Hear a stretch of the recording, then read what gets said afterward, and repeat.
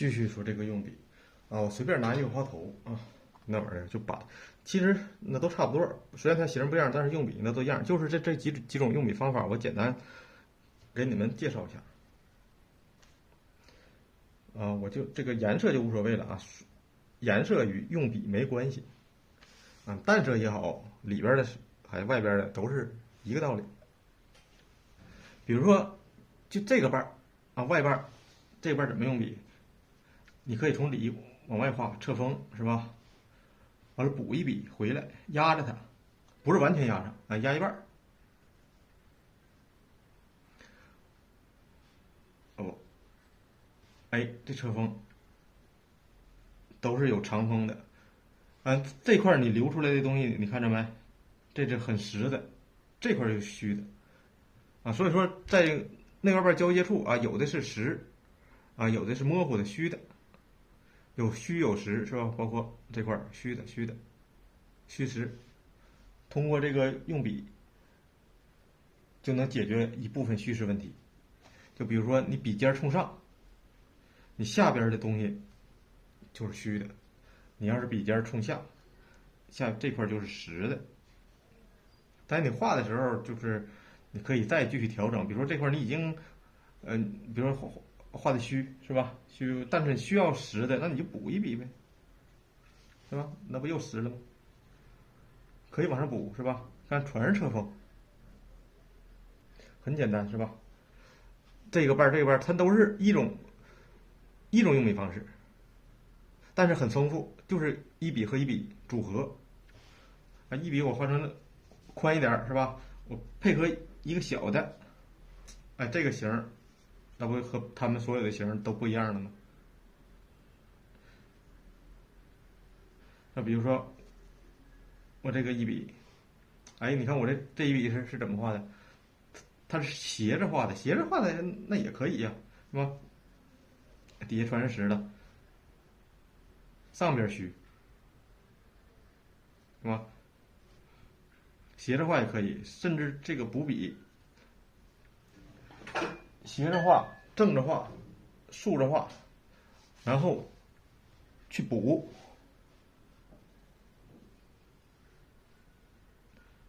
我往里去补，是吧？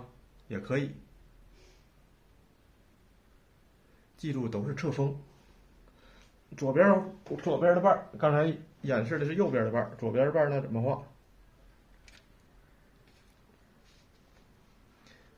还是长锋铺下，这一个瓣儿肯定很单薄，没什么内容。来，那我再补一笔，是吧？我再补一笔，可以不？这就是一个完整的瓣儿。完了里边需要重的地方，哎，拿小的来给调一下。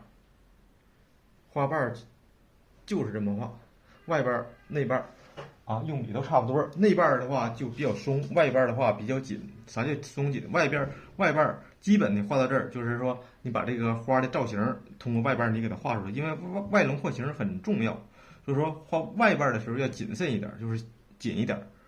画内瓣的时候，这个淡色部分的时候，一会儿我会给大家讲怎么画花头。这铺形的时候要放松，啊，用笔要比这个灵活的多，啊，但是基本方法那都是一样的啊。你看，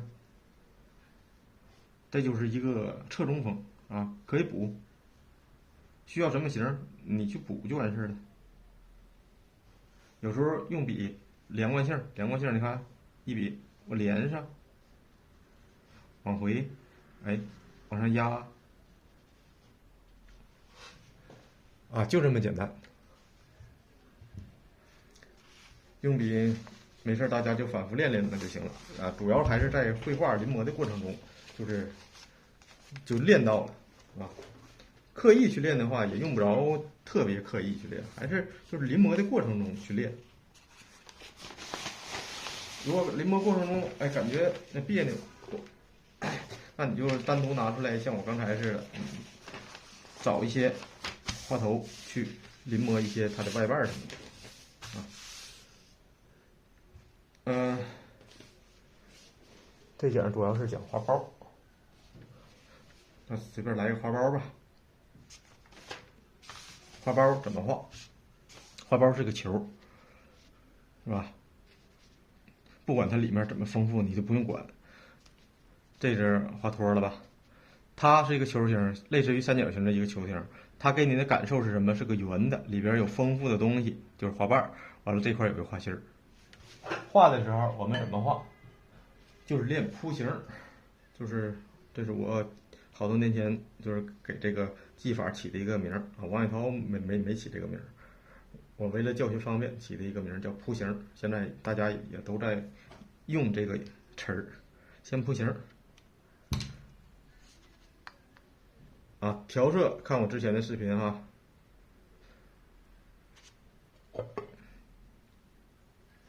好，用一个丰富的笔触把这个外形画出来。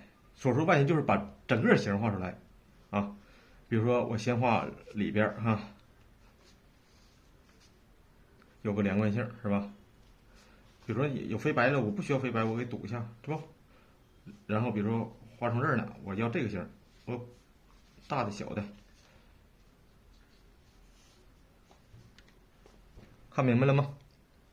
就是通过这个笔压着笔，有重色有淡色啊。这一笔下来之后，不有重有淡吗？就互相这个压。有的时候你可以刻意一点，就比如说这一笔下去之后，比如说这一笔下去之后，啊，左边重，右边淡，那我压的时候，我可以反过来，重的压淡的，淡的去压重的，它也产生就这种丰富的一个变化。当然，你画熟练之后，你不用仔细去考虑这个，就是随意一画，它自然就很丰富。这就是铺形，铺形把它的外轮廓画准啊，这个很重要的。然后拿一个重色或者拿一个中等重色，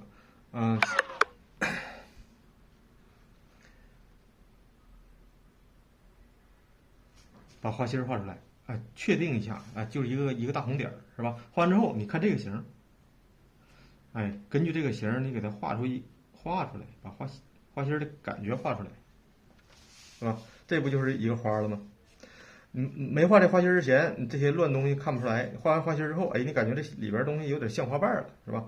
你可以调整一下，这笔有点湿，哎呀，有点干，调整一下，哎，也是这样式的，看到没？不好的地方或者是这个加强的有点，让它有点像花瓣的感觉。哎，这越来越像花瓣了，但是不能特别像花瓣啊，太具体了那就俗了，一定是模模糊糊的那种感觉。继续用笔尖蘸点红，等它稍稍干一点了，在里面再深入的确定一下花心儿，还有这个交接处的重要的一个结构，就是让它有一种层次感，有淡的，有中等重色的，和刚才补的这比较重的啊。哎，这就是花苞的一个画法啊。我可能就是这个画的很慢啊，那种自然的感觉肯定要欠缺一点。接下来我给你们示范的就得有一定的小速度啊。这个赭石加三绿啊，赭石加三绿干啥？